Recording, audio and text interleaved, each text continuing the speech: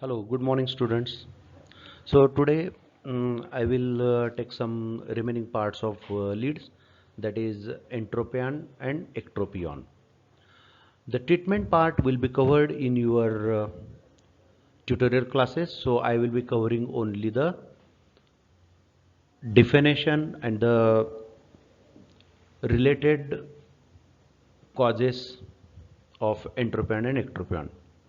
As in my last lecture already I had told, the lead and conjunctiva, they are many times asked for this your theory examination. So entropion, ectropion and ptosis, they can be asked for your theory examination for short notes. Write a short note on entropion or short note on ectropion. So you have to be well prepared for this short notes.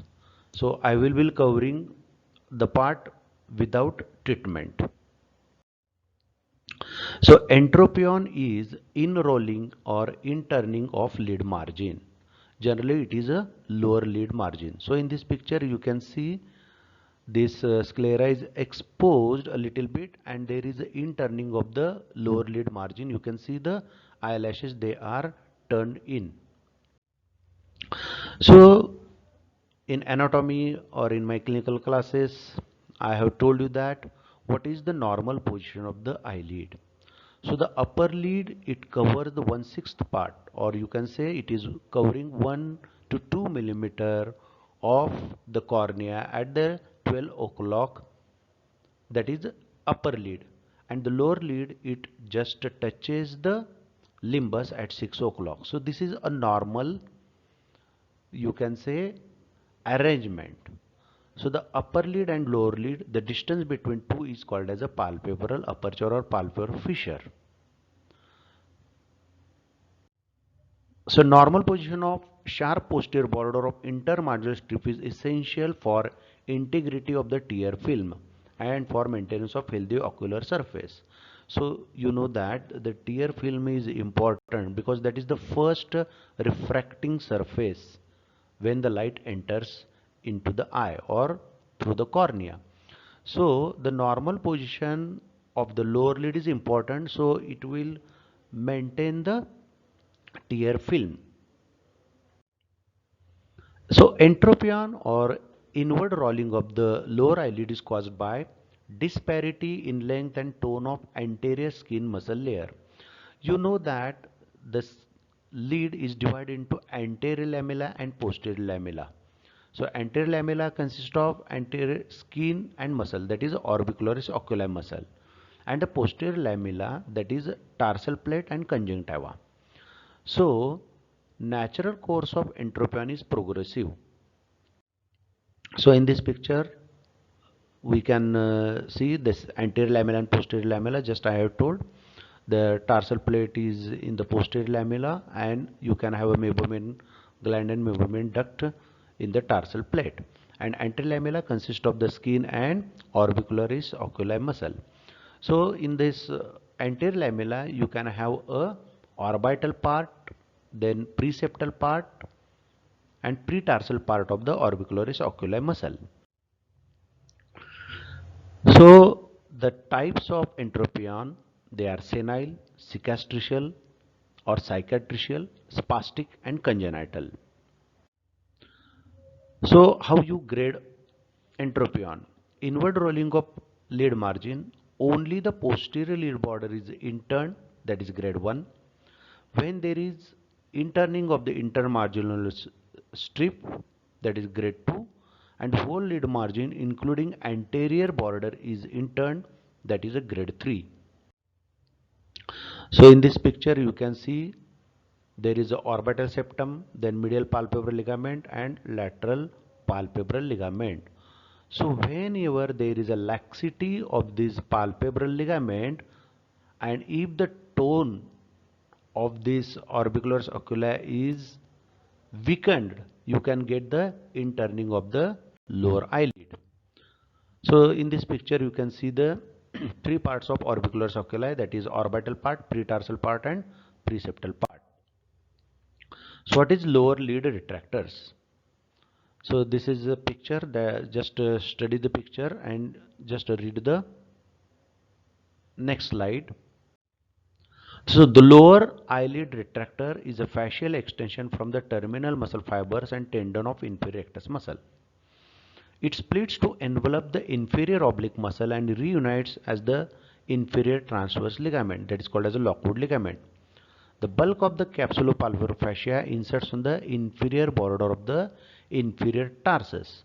So the inferior tarsus is pulled by the capsulopalpebral fascia, and at the same time orbicularis oculi muscle, they press the tarsal plate to the globe. So there is inward pulling as well as pressing from the orbicularis oculi muscle. So the lower lid is in contact with the globe all the time. The orbital septum fuses with the capsulopalpebral fascia, and the inferior tarsal muscle lies just posterior to the fascia. In the Asian lower lid, the line of fusion of the orbital septum to the capsulopalpebral fascia is often higher, with anterior and superior orbital fat. What is involutional entropion? This condition is due to old age, due to instability of lid structures. It affects only the lower lid in elderly people. As earlier I told, there occurs weakness of the posterior retractor of the lid, laxity of medial and lateral canthal ligaments, and atrophy of orbital pad of fat leading to anophthalmos. So the lower lid just turns in. So senile or involutional or atonic entropion. So the causes that can be stretching, dehiscence or disinsertion of lower lid retractors and thinning of orbital septum leading to decrease in vertical lid stability. Horizontal laxity of pole lid due to lengthening of medial and lateral palpebral ligaments and thinning of tarsal plate. Upward gliding of the peripheral preseptal fibers of orbicularis oculi, and a relative disparity between lid and globe, that is anophthalmos or atrophy of adipose tissue. In this picture you can see the tendon of levator palpebrae superioris, then superior tarsal plate, low inferior tarsal plate, and medial and lateral palpebral ligaments.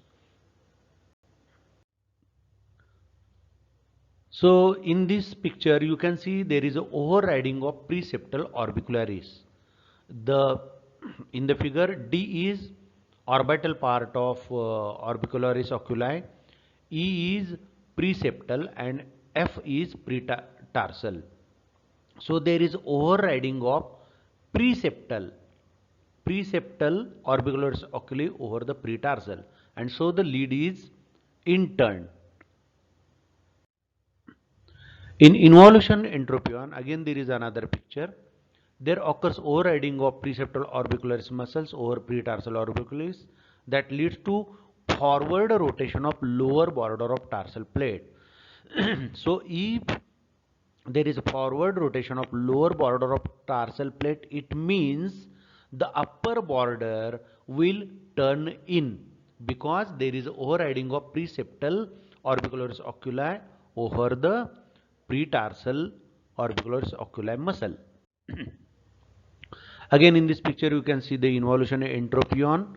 The lower lid is turned in, and there can be rubbing to the cornea of the interned eyelashes.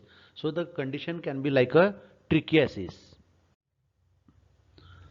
Again in this picture you can see there is a, and you can see in the second picture the eyelashes, they are rubbing to the cornea.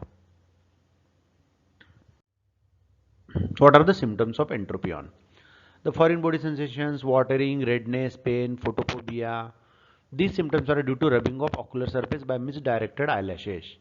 And if the eyelashes, they are rubbing over a long period, there can be corneal abrasions or corneal ulcers can occur. Another condition is cicatricial entropion. That is common variety usually involving upper lid. It is caused by contraction of scar tissue of palpebral conjunctiva. In this case, there is relative shortening of the inner lid, that is the tarsoconjunctiva, and inversion of lower lid margin. It is caused by scarring, that is because of trachoma, trauma, chemical injuries, pemphigus, and Stevens-Johnson syndrome. That is cicatricial entropion. Then there is another variety that is called as a spastic entropion. This condition is due to spasm of orbicularis in the presence of degeneration of the palpebral connective tissue separating orbicularis fibers.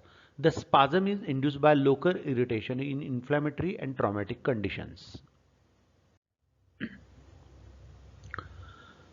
The degeneration of aponeurosis, the strong contraction of orbicularis is associated with interning inwards of the lid margin. Senile degeneration of tarsal muscle of molar fails to anchor the lower border of tarsal plate.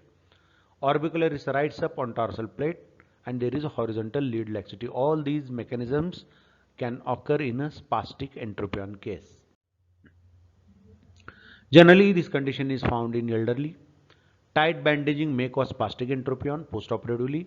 Chronic conjunctivitis, keratitis, narrowness of palpebral aperture, that is seen in lower lid. So herewith we are finishing a small topic that is for your short note that can be asked for entropion short note. So the next topic I will take, that is ectropion and ptosis. As already told, the treatment part will be covered in your tutorial classes. Thank you.